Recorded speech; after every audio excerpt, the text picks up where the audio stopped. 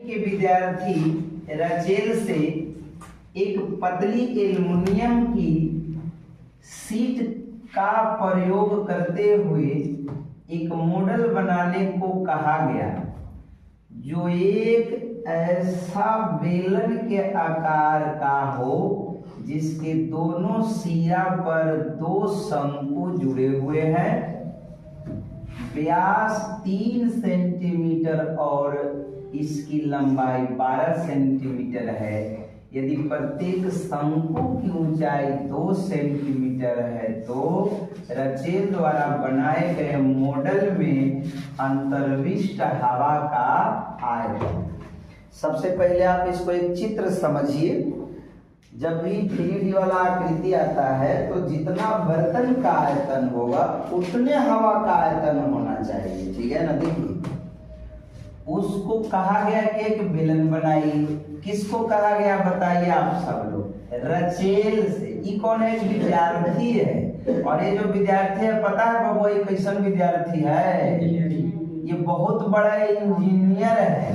तो ये दिमाग इंजीनियर की तरह लगाएगा। देखिए हम थोड़ा बनाते हैं इसको एक ऐसा मॉडल, समझिएगा। ये हमने लिया, यहाँ से बेलन बनाने की प्रयास कर रहे हैं। आप सब लोग इसको देखिए, ये एक बेलन है, ठीक है।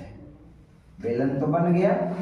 तो बेलन के नीचे मतलब आधार में एक गोला होता है और बेलन के टॉप पर भी एक गोला होता है, ठीक है।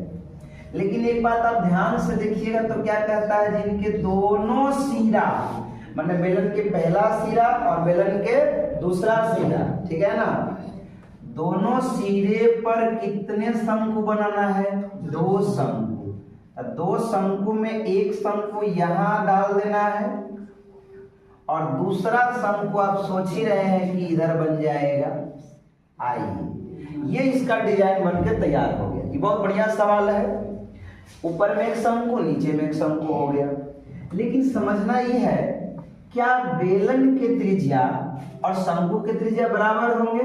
हाँ, जब भी ऐसा बनेगा तो बराबर होगा।